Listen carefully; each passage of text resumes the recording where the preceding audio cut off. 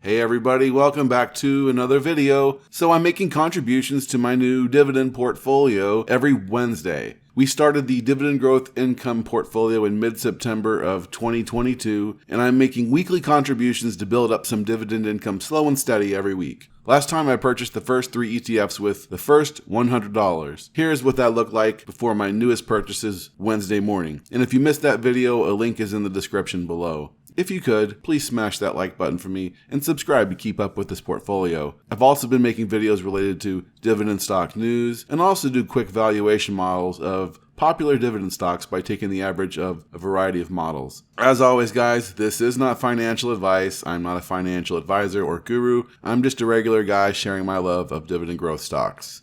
So this is the second week of the portfolio's existence. I managed to get $200 deposited this week into the account, and on Wednesday, September 21st, 2022, I initiated positions in 20 different stocks, putting $10 into each equity. And I put a considerable amount of time and research into this group of stocks, as I intend to dollar cost average into them over the next year or so and build them up into nice positions. I had a few goals in mind. The first was really personal to me, as these are stocks that I don't already own. I've been doing this for a few years now, and over the last couple years, I've been focused heavily on a core set of stocks that I own, and I now want to increase my exposure into more high quality dividend growth stocks where I was lacking exposure. If you happen to follow me on social media, where I'm often posting my buys and sells, you'll notice none of those stocks are in this list. Stocks like Microsoft, Union Pacific, Texas Instruments, Lowe's, Johnson & Johnson, AbbVie, Starbucks. These are my current top holdings, but I'm focused on building up entirely new positions in this particular account to increase my diversification. Another thing I'm doing different in this account is I'm buying up in dollar amounts with fractional shares, whereas in my other accounts I usually buy, in shares, in whole shares or multiple shares at a time, and build my positions faster. So the second thing I'm looking for is at least 5 years of dividend growth history, preferably more. I want to see a clear commitment to raising the dividend. Third, I want to see a 5-year compound annual growth rate of the dividend that beats what the S&P 500 pays, which is about 5.5%. I do make an exception or two, but these are for strong companies with the track record to justify. Number 4, I'm prioritizing total growth over high yield at this stage in the game, with the average yield here in the high 2%, about 2.5, 2.6, 2.7% would be the average of these stocks. For number 5, I want to see a secure dividend, and I want a reasonable payout ratio. I want free cash flow that covers the dividend and a Simply Safe dividend score of safe or better, which is 60 or higher. Finally, I wanted to have a sector diversified group of companies from all across the economy. I also prefer companies that beat the market over the 5 and 10 year, although this is just a preference, not a hard rule. And I also like companies that do share buyback. Now, as I'm slowly dollar cost averaging into this basket of companies, valuations are all over the place. Some of these are undervalued, some are fair valued, some are overvalued, so it was important for me to make sure I pick companies where I believe in the long-term fundamentals enough to dollar cost average slowly over this first year or so. I'm not going to spend too much time individually on these since this is a big list. I'm just going to show you what I bought. There will be future videos to discuss in depth more about these stocks, and I'll do some evaluations as well. I'm going to go through these by sector to show the purchases I made. First up is the communication sector, and the one stock I've selected for this portfolio is Comcast, ticker CMCSA. Comcast has increased their dividend for 13 years, and they have a 5-year annual dividend growth rate of 13% and are yielding about 3.2%. My $10 bought me 0.296 shares of Comcast, adding a forward annual income of 32 cents. Next, we are in the consumer discretionary sector, and I have selected 2 companies in this industry. The first is Home Depot Inc., ticker HD. The home improvement retailer has a track record of 13 years of dividend increases with a 5-year compound annual growth rate of 18%. It's currently yielding around 2.8%. My $10 bought me about 0.035 shares of Home Depot, adding a forward annual income of 27 cents, bringing the total so far from this purchase to 59 cents. The other company in the consumer discretionary sector I've selected is Best Buy, ticker BBY. The electronics retailer has been raising their dividend for 18 years with a 20% annual growth rate. Currently, Best Buy is yielding about 4.9%. My $10 bought me about 0.138 shares of Best Buy, adding forward annual income of 49 cents, bringing my total so far from this purchase to $1.07.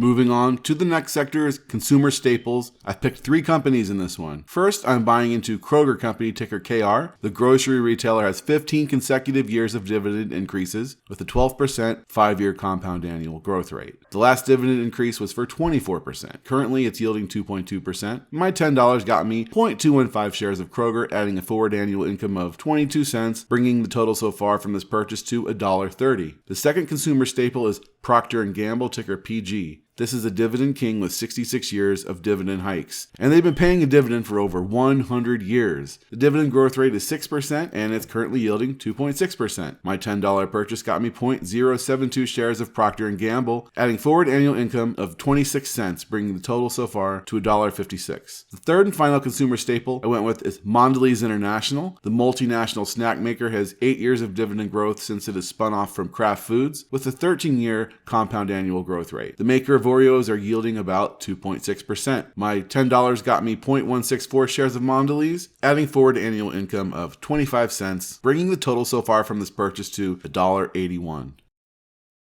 The next sector in the portfolio is energy. I only picked one company here, and that's Chevron, ticker CVX. Chevron has 34 years of dividend growth and grow their dividend at a 4% rate with a 3.62% yield. My $10 bought me 0.063 shares of Chevron, adding 36 cents in forward annual income, bringing the total so far to $2.17. The next sector is financials, where I picked 2 great companies. The first is BlackRock Inc., ticker BLK. The asset manager has a 12-year history of paying and growing its dividend and is doing so at a 5-year CAGR of 13% and is yielding about 3.1%. My $10 got me 0.015 shares of BlackRock, adding forward annual income of 29 cents, bringing the total so far to $2.46. The other company in the financial sector is Aflac, ticker AFL. The insurance company has been growing its dividend for 34 years with a 5-year CAGR of 10% and a current yield of 2.64%. My $10 bought me 0.164 shares of Aflac, adding forward annual income of 26 cents, bringing the total so far to $2.72 for this entire purchase. And next up, we have the healthcare sector, where I have chosen 3 companies. The first is Amgen, ticker AMGN. They have 10 years of dividend growth with a 5-year dividend growth rate of 12% and are yielding 3.4%. My $10 purchase bought me 0.043 shares of Amgen, adding forward annual income of 33 cents, bringing the total so far to $3.06. The next healthcare company is Medtronic, ticker MDT. The healthcare equipment maker has been raising dividends for 44 years with an 8-year annual growth rate and are yielding 3.15%. My $10 purchase bought me 0.113 shares of Medtronic, adding forward annual income of 31 cents, bringing our total so far to $3.37. And the final healthcare company is United Healthcare Group. The managed healthcare giant has 12 years of dividend growth history at a rate of 19%, yielding 1.27%. This is the lowest yielding company in the portfolio. My $10 purchase got me 0.019 shares of UNH and adding forward annual income of 13 cents, making the total so far $3.49.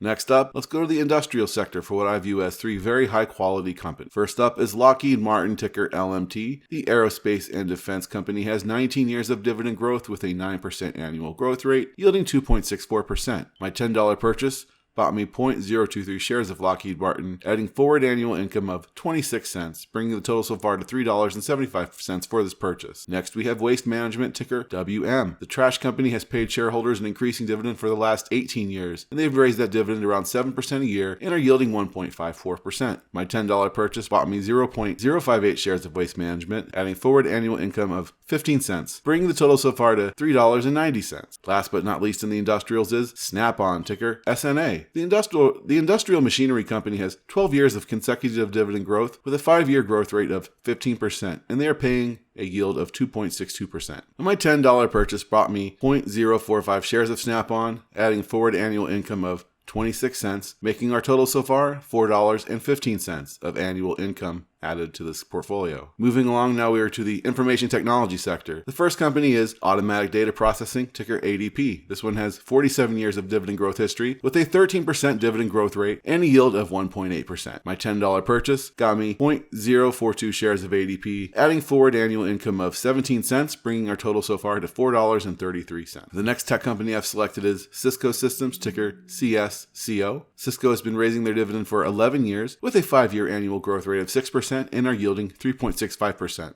My $10 purchase bought me 0.234 shares of Cisco, adding forward annual income of 36 cents, bringing the total so far to $4.68. The final tech company I've chosen, Broadcom, ticker AVGO. The semiconductor company has 11 years of dividend raises with an annual growth rate of 43%, which is insane, and their yield is 3.39%. My $10 purchase got me 0.02 shares of AVGO, adding forward annual income of 33 cents, bringing our total so far to $5.01. The next sector to cover is real estate, and this is not going to be a real estate heavy portfolio. I prefer to do most of this in retirement accounts due to tax considerations, but I did want a little bit of exposure to this sector in this portfolio. And I've chosen Agri Realty Company, ticker ADC. And they have 9 years of dividend growth history with a growth rate of 6%, currently yielding 3.88%. And they're the only company in the portfolio that is currently paying a monthly dividend, which is sweet. Now my $10 purchase got me 0.138 shares of Agri Realty, adding an annual income of 38 cents, making our total so far $5.39. The final sector I'm getting in this portfolio is utilities, and the final company we are adding is Next Era Energy, ticker NEE. The electric utility has 26 years of dividend raises and a 12% annual growth rate, yielding about 2%. Now my $10 purchase got me 0.116 shares of Next Era Energy, adding forward annual income of 20 cents, bringing the total so far to $5.59. So because Fidelity only allows purchases in the nearest thousandth, you'll notice that most of the time the amount spent is a few cents less than $10, getting as much as possible. So I had about $2.03 of cash remaining in the account and decided to just put that in SCHD. So that I ended up spending $1.99 on 0.028 shares of SCHD, and that added another 7 cents of forward annual income. So these purchases in total added $5.65 to the portfolio's annual income, and combined with the ETF purchases made last time, the portfolio's total forward annual income is $8.85.